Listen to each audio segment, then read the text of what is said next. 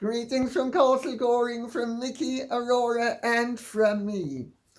Well, the bongo drums continue beating, and I keep on getting questions, and I'm getting a fuller picture of some of what went on in Jamaica. And so I'm going to address all of that as well as something else afterwards. Okay, so without further ado, I'm going to plunge in with what Susan Parsons says. The greatest of a man, yes, baby girl, and the greatest of a babysita too. The greatest of a man is not in how much wealth he acquires, but in his integrity and his ability to affect those around him positively. Bob Marley. Bob Marley's mission statement is so far away from the behaviour of that Harkle duo. Those two were so out of place at that film opening in Jamaica. Far too butter. Well, to those of you who don't know, a butter is a really low-class person in Jamaicans vernacular. Oh dear. Well, I certainly wouldn't have called them a picture of elegance.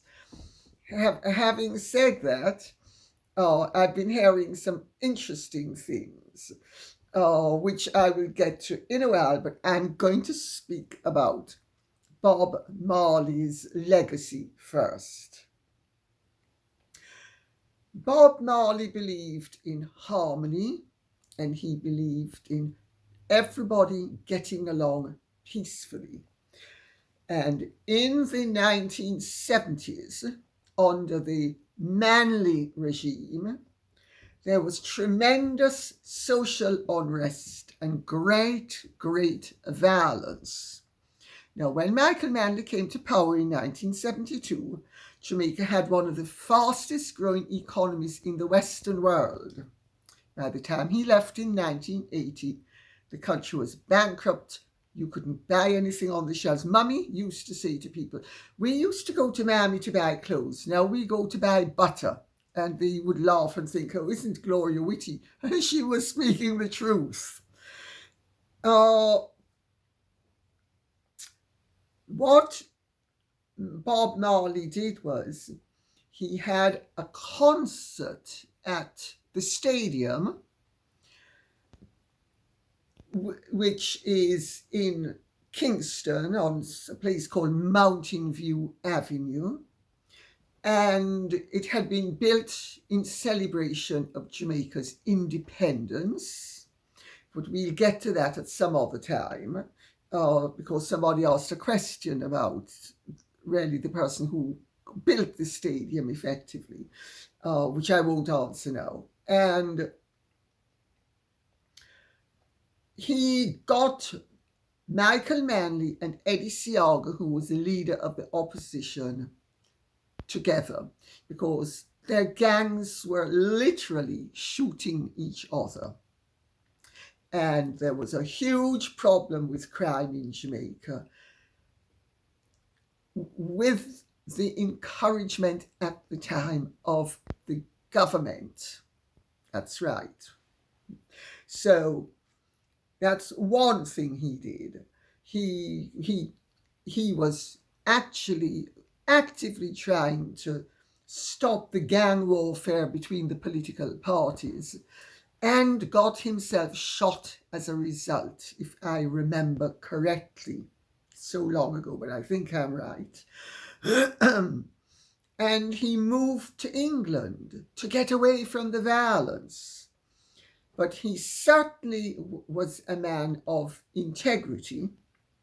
But he couldn't have done it on his own, and he couldn't have done it unless he was humble enough to take the guidance of Chris Blackwell, his record producer who owned Island Records, because Chris is the one who softened the harshness of his original reggae and made it into something more neutral in terms of, or actually, neutral is the wrong word, he softened it and made it more acceptable to international audiences, as opposed to just being to a very niche element of the Jamaican black community.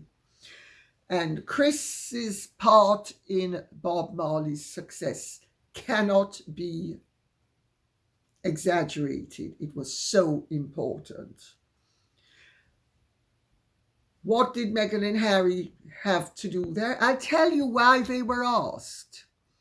They were asked because the Jamaicans, the Marley family, Paramount, who had produced the movie, it wasn't getting as much a buzz as they would have liked from the mainstream media.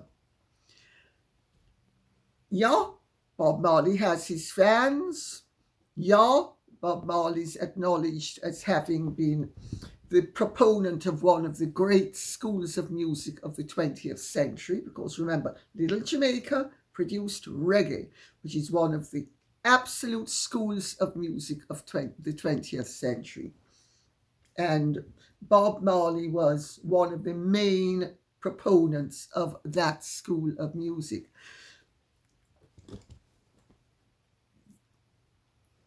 The Paramount people were very clever to ask Meghan and Harry.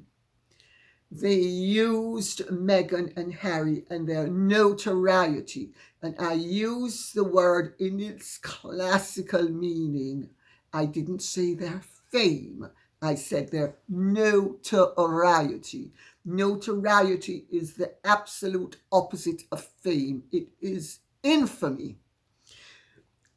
But they knew if Harry and Meghan showed up, they would get a tremendous amount of press attention. And it would draw people's attention to the fact that Bob Marley One Love as a movie exists and that people would then go and see it. And I don't think anybody should be put off seeing that movie and seeing Bob Marley's story just because they don't like Meghan or Harry or don't like Andrew Holness, the Prime Minister of Jamaica. The two things have nothing to do with each other. The movie stands and falls on its own merits. It has, who is used to promote it is neither here nor there. So that is why Harry and Meghan were asked. Okay? They were being used and they were happy to be of use. Harry and Meghan are for sale and they are hawking their wares. Of course, the price has gone down considerably in the last few years and it will continue to go down unless they have personality implants and radically change what they are about. But that's why they were asked. And incidentally, to show you, normally the royals visiting Jamaica would stay either at King's House, depending on the categories of visit, or at the British High Commission on Trafalgar Road. Now, which little birdie, Mickey, come and tell Motty, which little birdie whispered in Mummy's ear that they didn't stay at either of those places? Persona non grata, I was told. I will get to one or two of the things that I was told as well about that evening as I read on.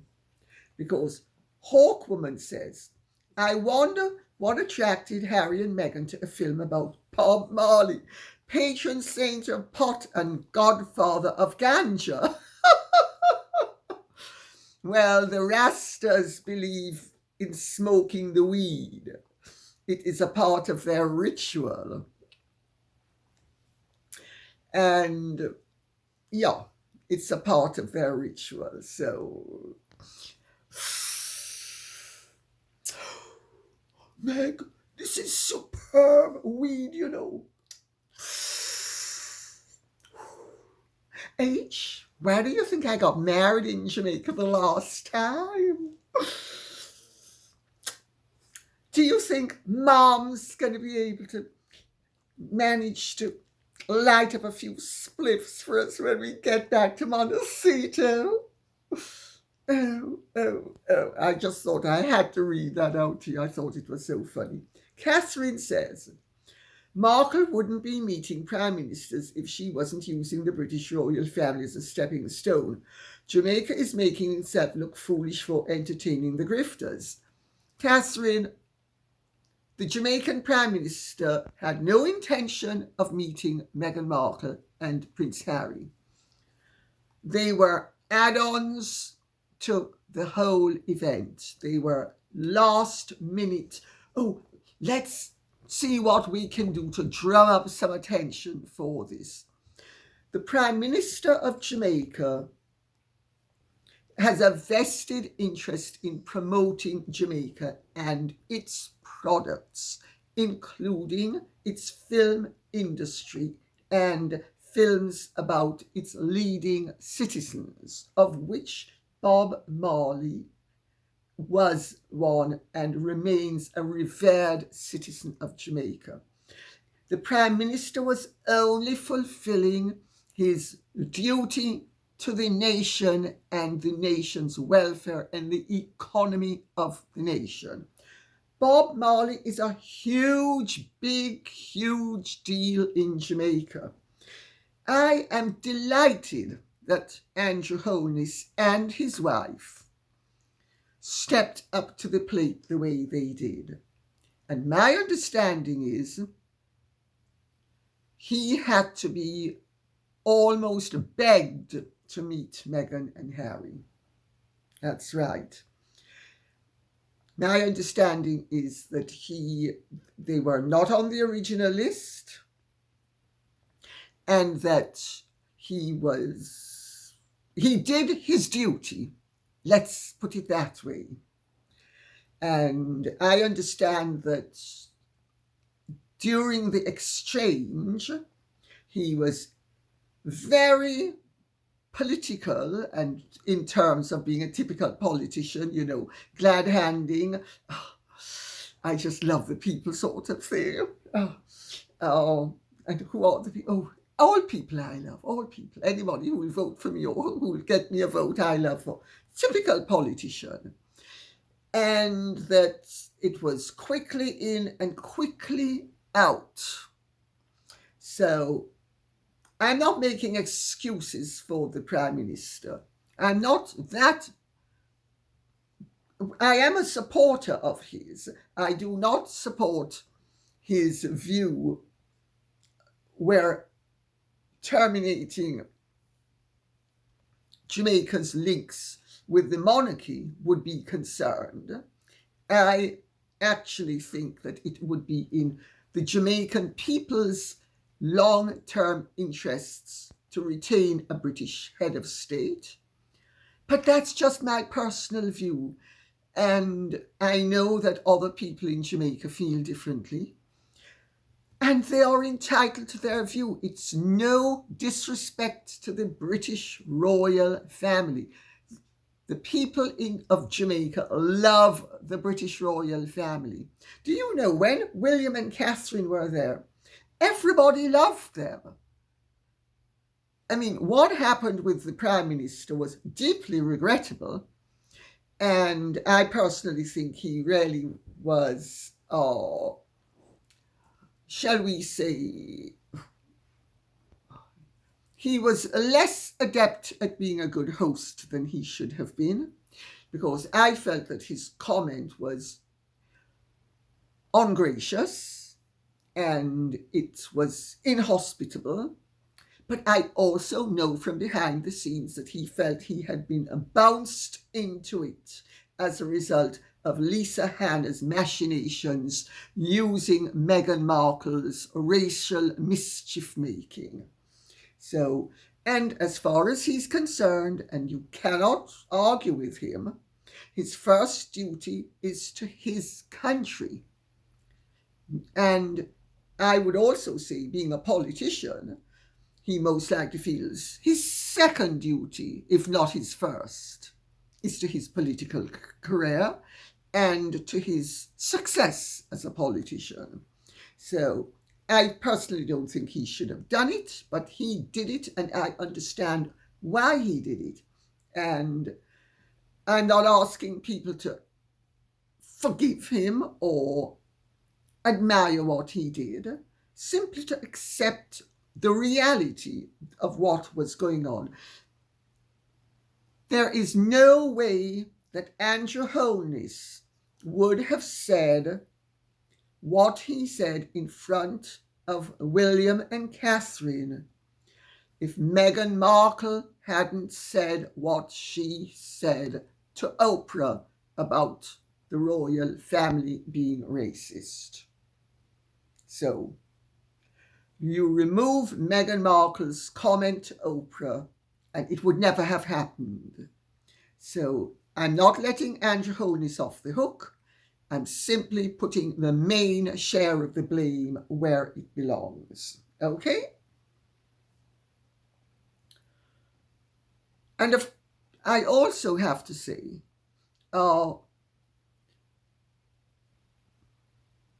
you know, Meghan was networking via her Canadian contacts.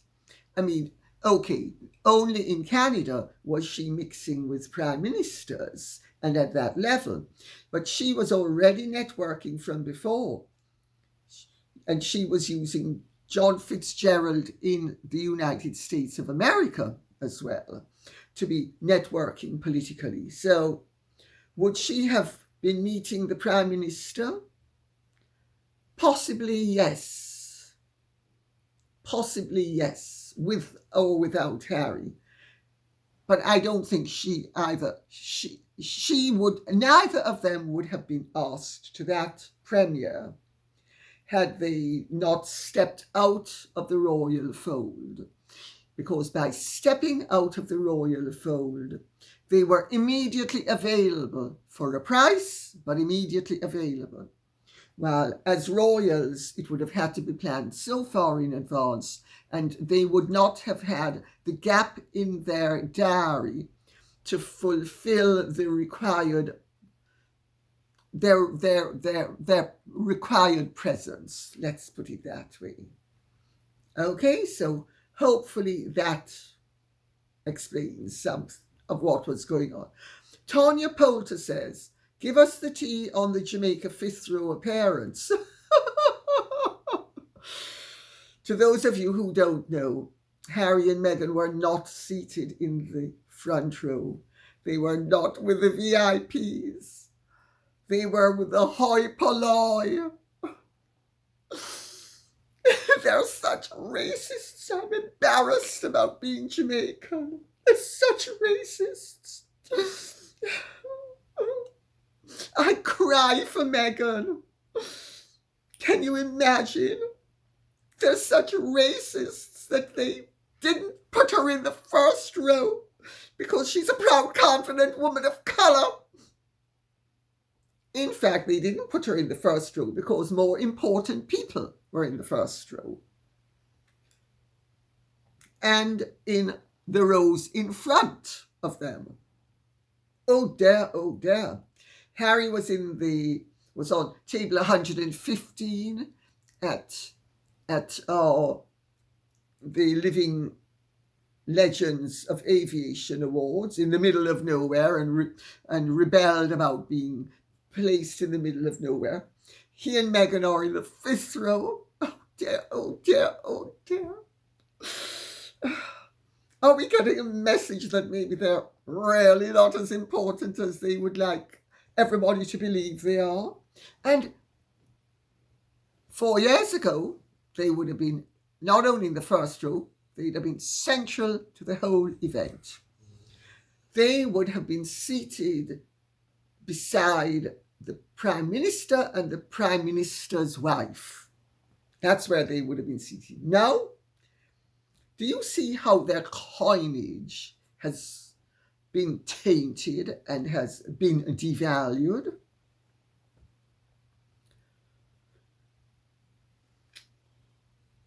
I understand as well that when they were walking in, there were shouts of foul expressions, words beginning with F, and that they should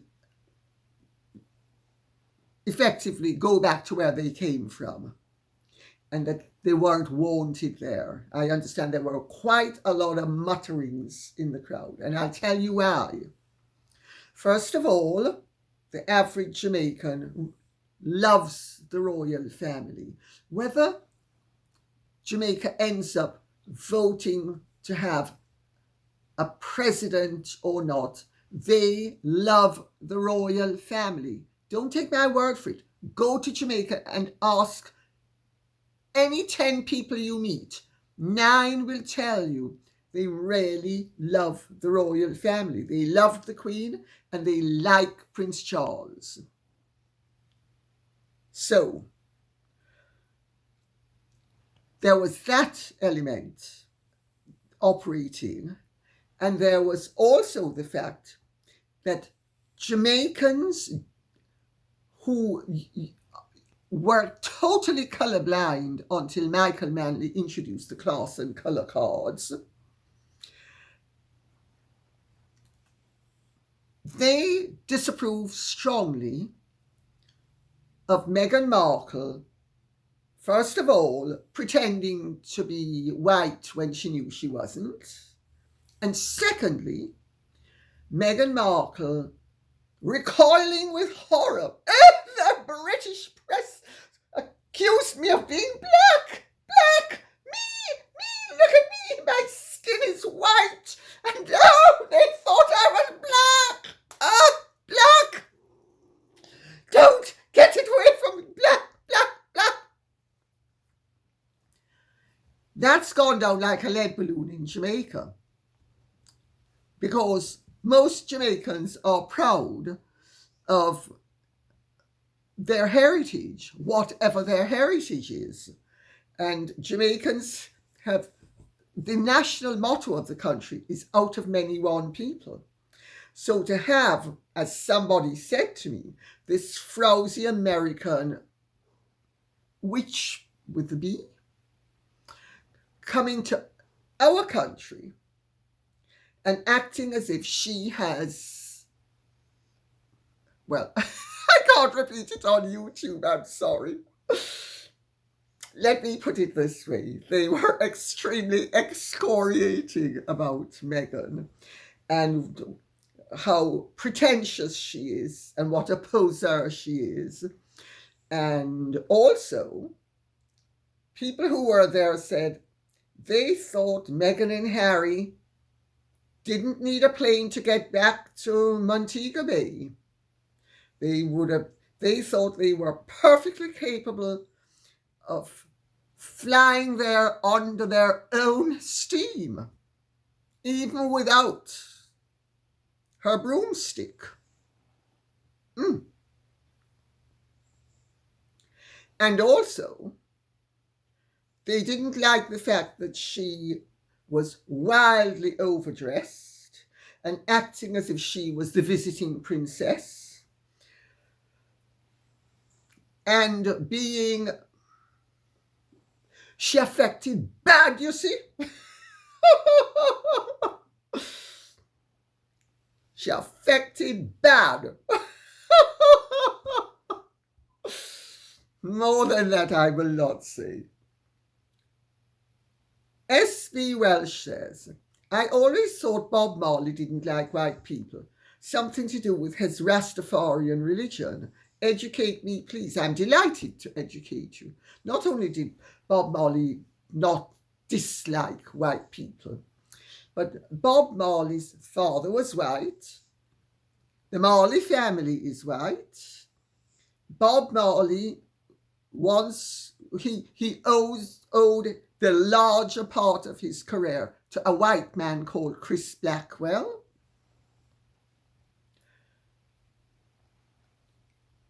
Many of his queens were, in, as they would say in Jamaica, either white or nearly white. So, you know, he was, where his tastes were concerned, he mixed with all different colors.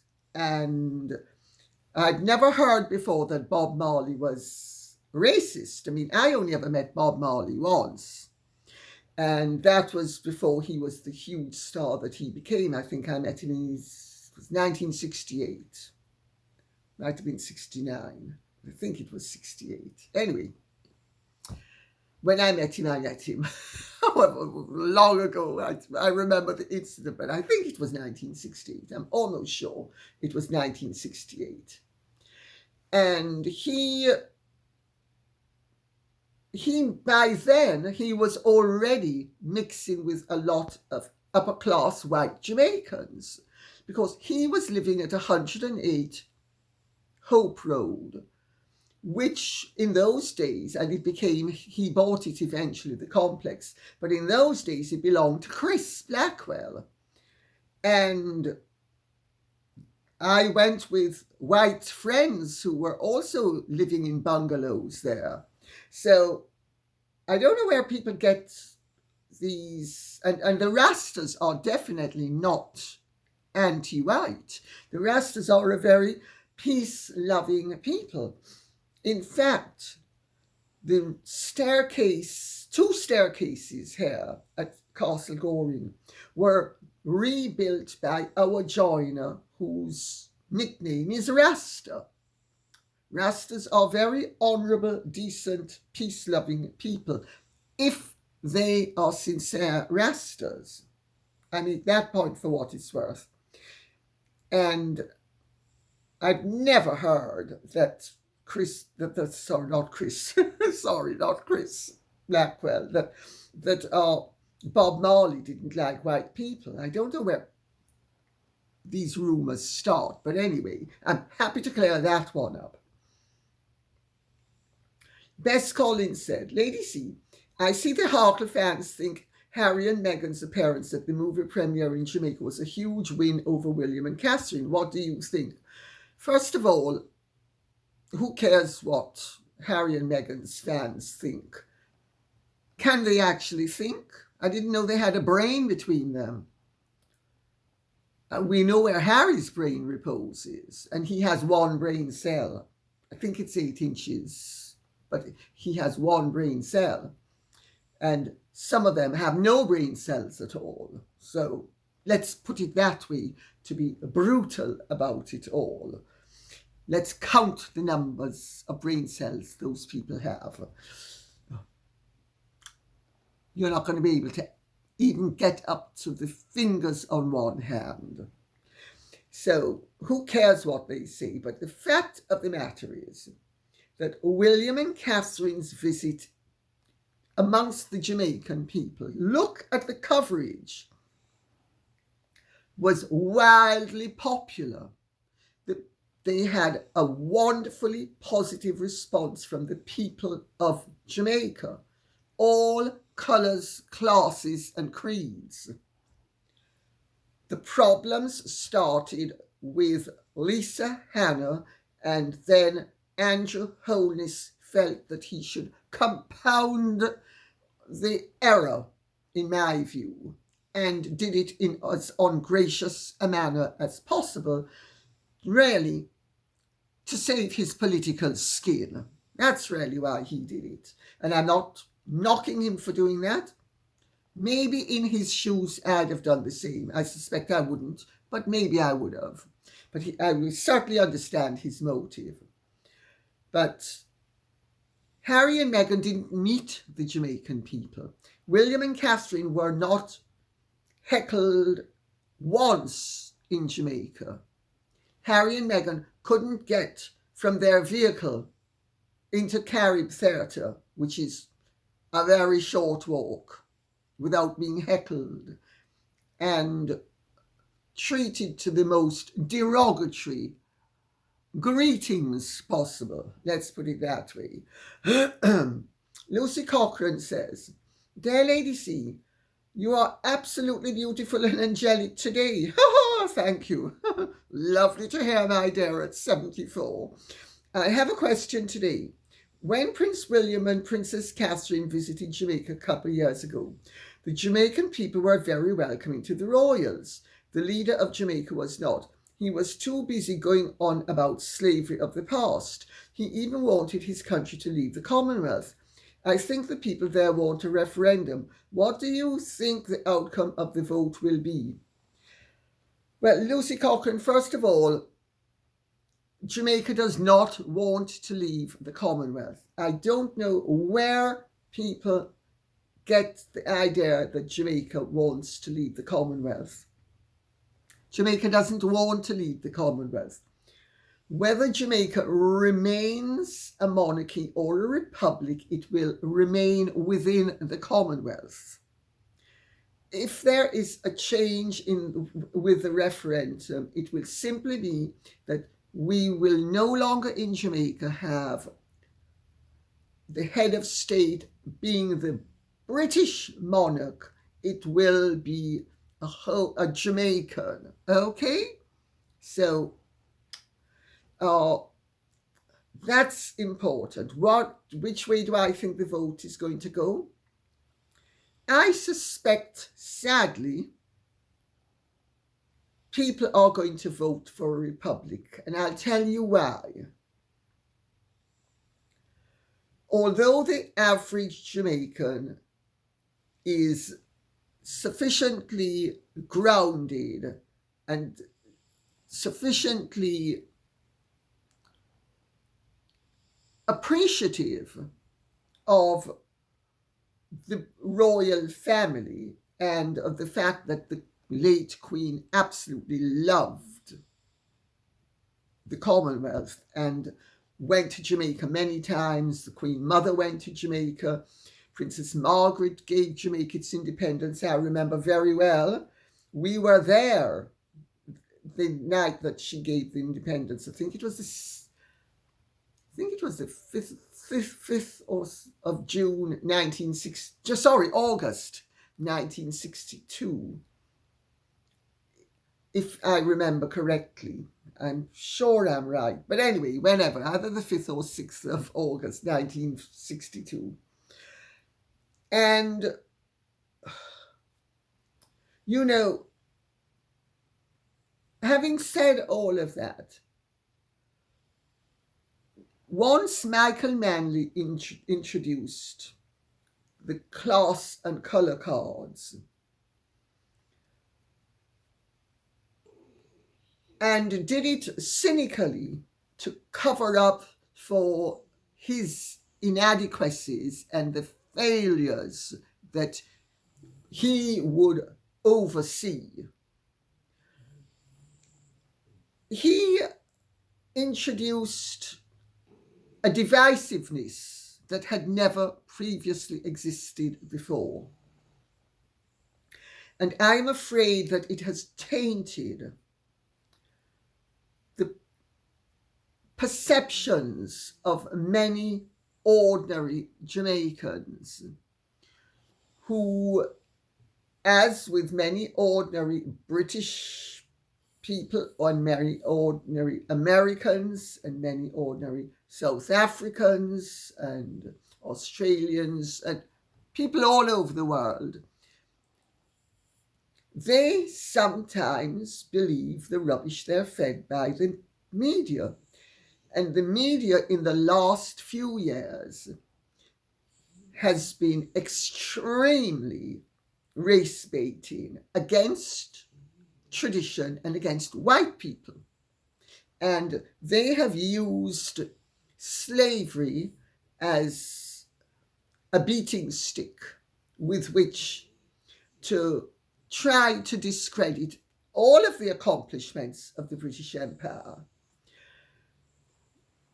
while absolving the very blacks who sold their own kind into slavery of any responsibility for the part they played in slavery, the slave trade, the selling of human beings into slavery, capturing them. White people never went into the jungles of Africa to capture black people. Black people did.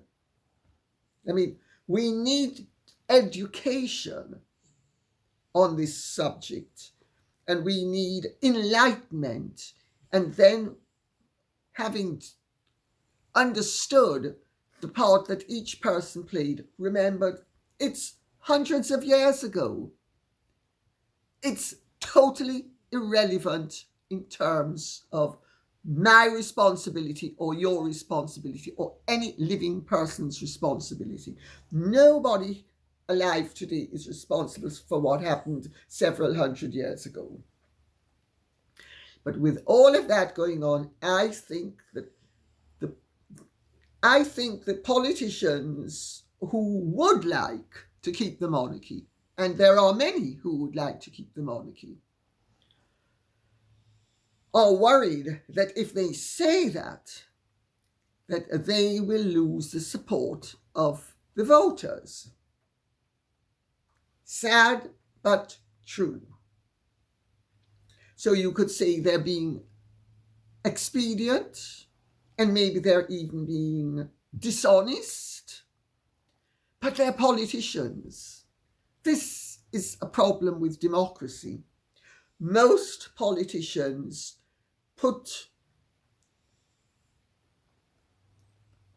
the approval of the voting public before their responsibilities to their countries, to the voters, and to themselves as decent people. So I hope that answers the question. Eme says, Lady C, I do not like or have any respect for Meghan Markle.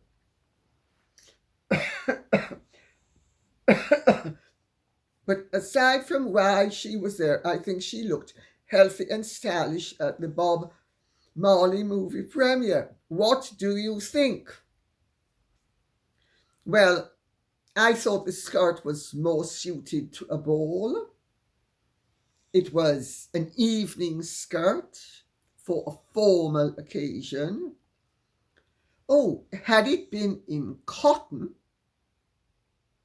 that might have been the matter, but it wasn't. And I know it went down like a lead balloon, and I also know that her hyper-animated, oh look, I'm so pleased to meet you, and look at my gnashes, you know, my daddy didn't pay for these, no, he didn't. My daddy didn't pay for my nose either, no, my daddy was a deadbeat daddy. I was born with these gnashes. I thought she looked as chic as she could look if you forgot the skirt. I thought that she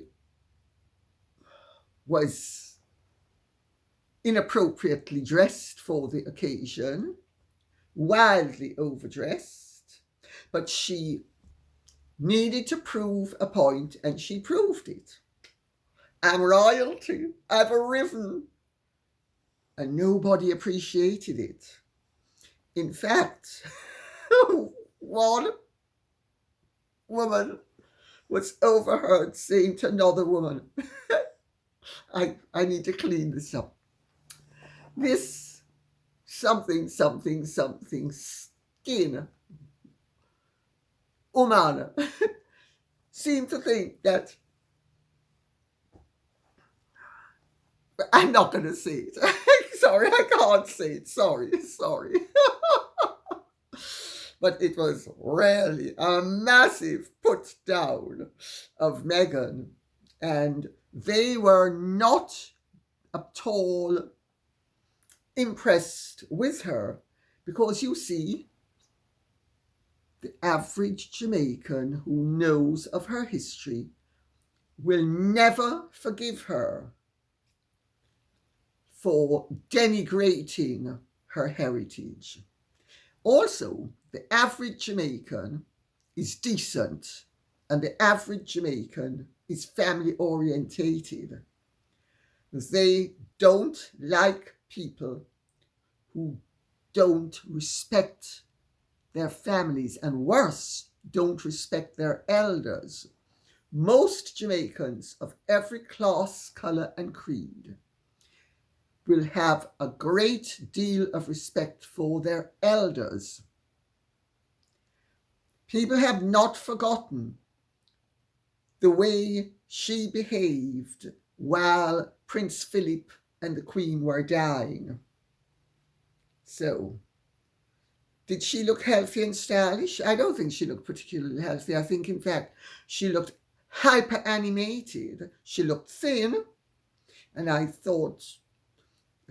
didn't like her makeup either. I don't know what she's done with her eyebrows, and I don't know what she's done with her face, but it seems a little bit more cut glass and refined than it used to be. How does that work? I wonder. Althea McFarlane says, "Hi Lady C, I'm Jamaican, enjoy your channel, but totally disagree with the reason for the Jamaican PM's rudeness to William and Catherine. He could have said the same thing in private, but he demonstrated a lack of class by delivering the message on the public stage. Harry may be royal, but was not representative of the royal family. Shame on my countrymen if they thought he represented the royal family. They are more backward than I thought." Althea McFarlane. It's not a matter of them being backward. It's that, they see him there, they know he's a prince, and they think it's fine. They don't understand the minutiae. They don't understand the ins and outs of the fact that he may be a prince, but he's definitely on the outs. They don't understand it and it's a good thing that they don't understand it, actually. But even then, they heckled him and her when they were going inside. And I understand that there were quite a few really rude comments about both of them, especially her. None of which I'm afraid I'm going to really be able to repeat. Sorry, beyond what I've already indicated, I can't say anymore. I agree, as I said earlier, that Andrew Holness was ungracious, and he really did not behave as a good host would. And there was no need for him to say it privately, because he wasn't trying to antagonize William and Catherine. He was saying it publicly to save his political face and political bacon, and to pander to the gallery, to play to the penny section, to play to the people who had been stirred up by Meghan and Harry on Oprah. Many of them were either stirred up by or are descendants of people who were stirred up by Michael Manley with his race baiting in the 70s. So people don't understand. Jamaica had the most harmonious race relations on earth until a race-baiting prime minister started to play the race card and the class card as well. Since when, the situation has been on with a certain uninformed, illiterate, really, segment of the population has been volatile, and they are amenable to a lack of reason. They are typical of the Sussex Squad type of person. And that's what he had to be playing to. And that's why he had to do it publicly. He shouldn't have done it at all. But if he was going to do it, there was no point in doing it privately. He had to do it publicly. And I am pretty sure that William and Catherine will have been briefed as to why he did it. Let me put it that way. If I know why he did it, I'm pretty sure they do too. And we will end with this matter. I'm going to read out two questions on this. Tricia Freeman says, any thoughts on the death of Frances, the Duchess of Rutland? She was previously your stepsister-in-law. No further information was listed. And Dobos Torta says, Dear Lady C, I'm sorry to read about the passing of the Dowager Duchess of Rutland. Did you know each other well? What kind of relationship did she have with her mother? Thank you for continuing to answer our questions. I appreciate your insight on global matters. There were several other questions as well on this subject. Because, first of all, there is no such thing as an ex-in-law. Once you're an in-law ad infinitum. You can dissolve a marriage. You can't dissolve an in-law relationship. Because once it's established, it's in perpetuity. So she wasn't previously my stepsister-in-law. She was my stepsister-in-law.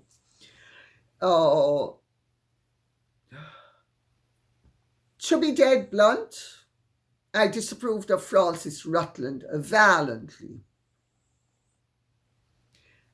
I'm going to be careful what I say, because she's just died, and she's not even in her grave yet. But Frances Rutland was one of the coldest, most troubling, and most, in my opinion, dreadful human beings it was ever my displeasure to come across. She also had the demeanor very often of a badly brought up cook, notwithstanding the fact that she was a properly brought up duchess. And she had the conduct that only the worst, in my opinion, sort of unfeeling person could have had ever. Now, I'm not surprised that Frances ended up being a cold-hearted cow, because she sold her mother down the river so that the royals would continue to visit at Belvoir Castle when she and Charles, her husband, were still in situ. Her mother, to those of you who don't know, was Margaret, Duchess of Argyll. And there was that, I think it was BBC, might have been ITV, show 2 years ago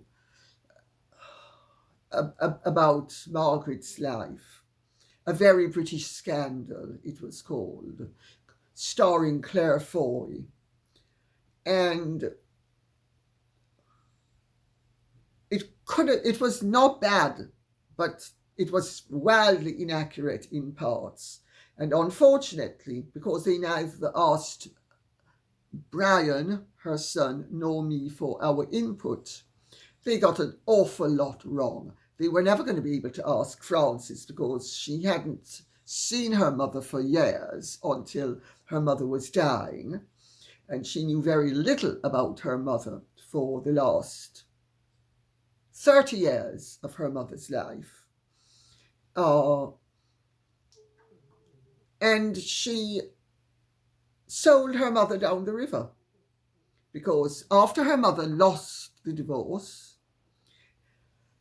there were concerns at the palace because there was a story circulating that Prince Philip was the man in the mask and Margaret had been at the luncheon parties at Wheeler's, the fish restaurant, as well. I mean, the whole thing was so ridiculous as to be totally beyond belief that any intelligent person could have thought that it had an ounce of credibility or should have been given an ounce of credence. But what was his name? The Lord Denning, who had been the Master of the Rolls.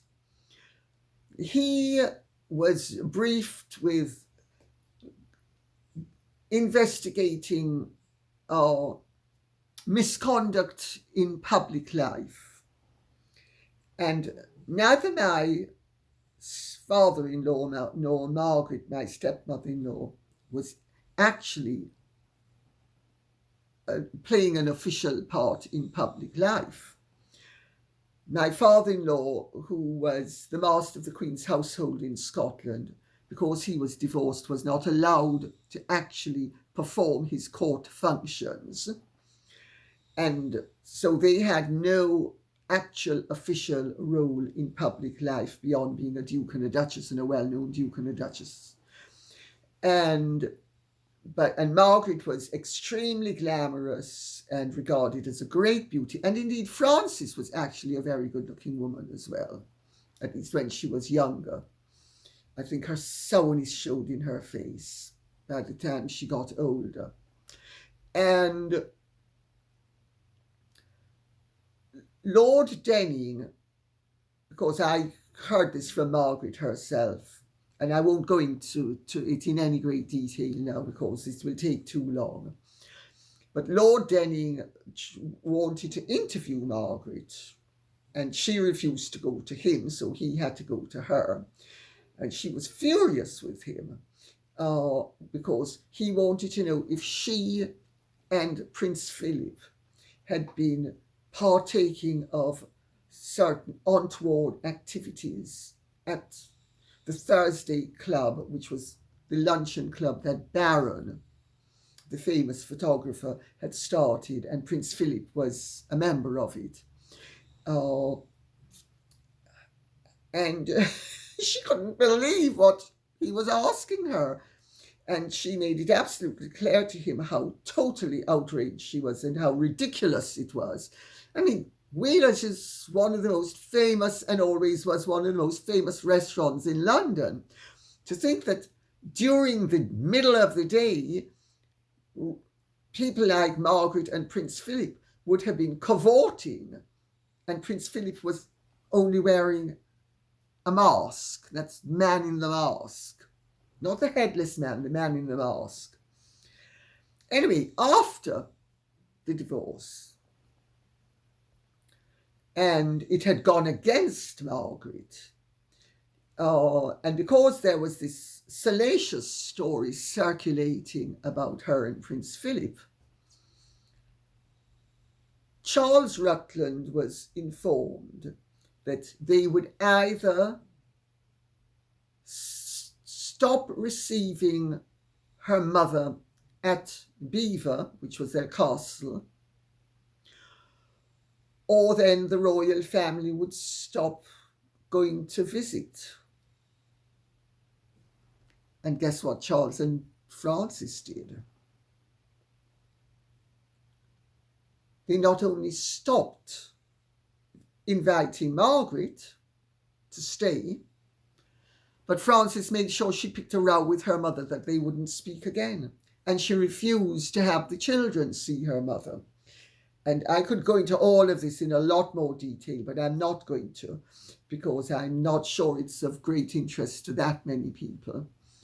But I'm sorry. And when Brian died, and to just wrap up, and so that was Frances in the 60s.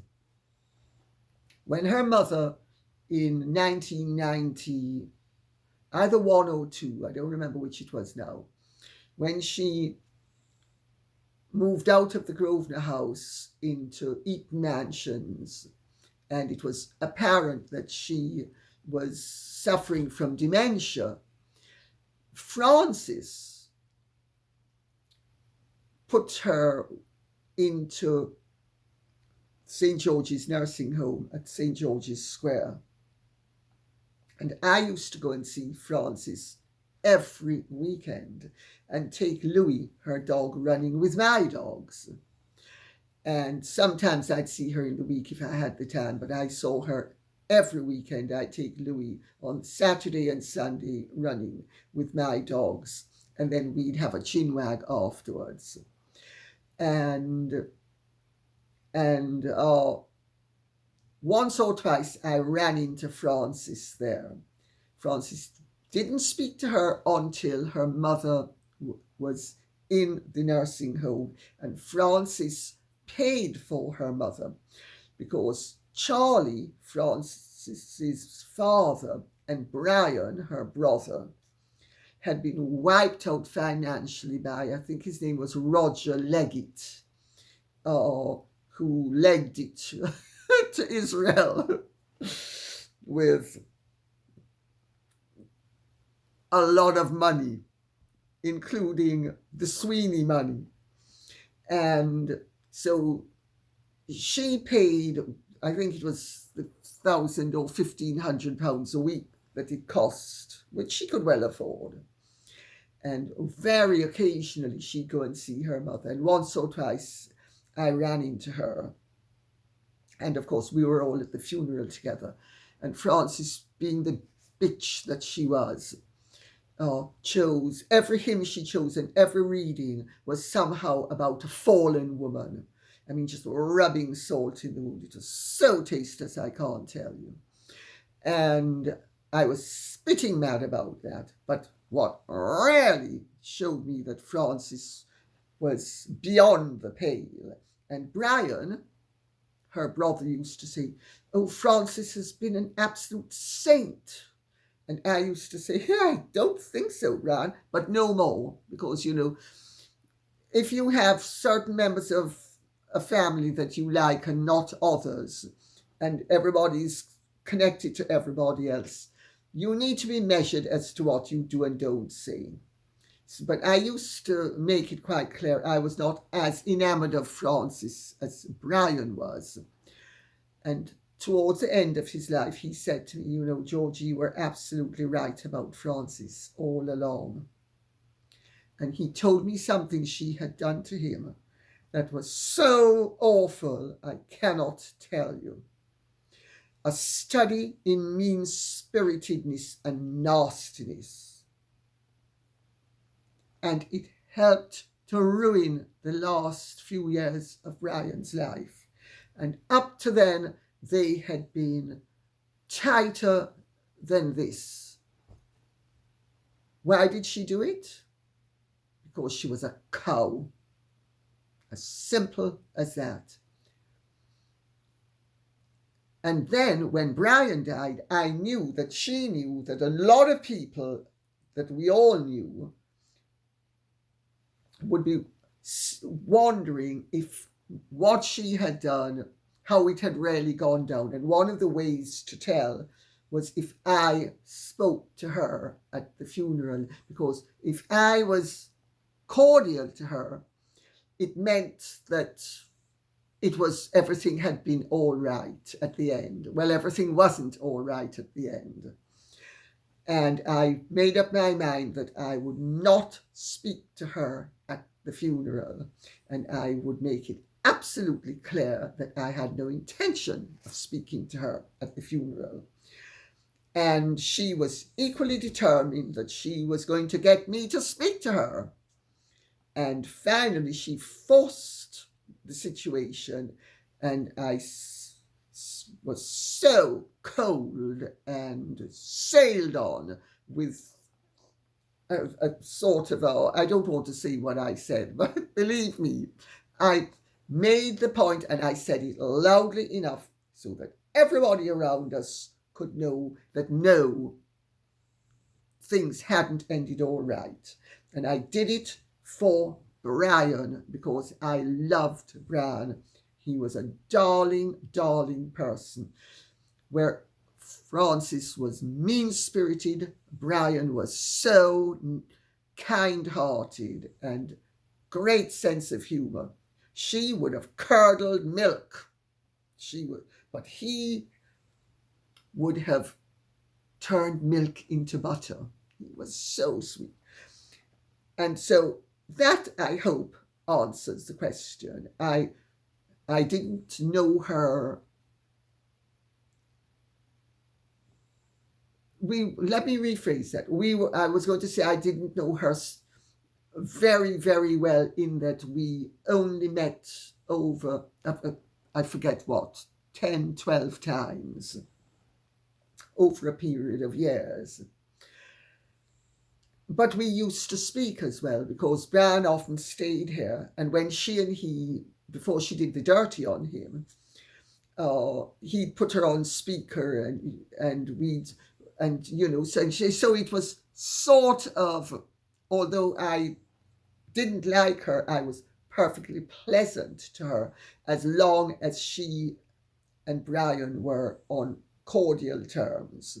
But when she did the dirty on Brian, I thought, this woman is insupportably dreadful. And so I knew her too well, let me put it that way. I wish I had never crossed paths with Frances Rutland. She was a dreadful, dreadful, dreadful human being. And somebody said to me they thought that she's gone to a better place. I said, I don't know about better, but I'm pretty damn sure it's going to be a hell of a lot hotter than this earth has been. And on that note, I'll say thank you very much for listening. I hope this has been of some interest to you. If it has, may I ask you to keep the questions and comments coming in so I will know what you would like us to be speaking about.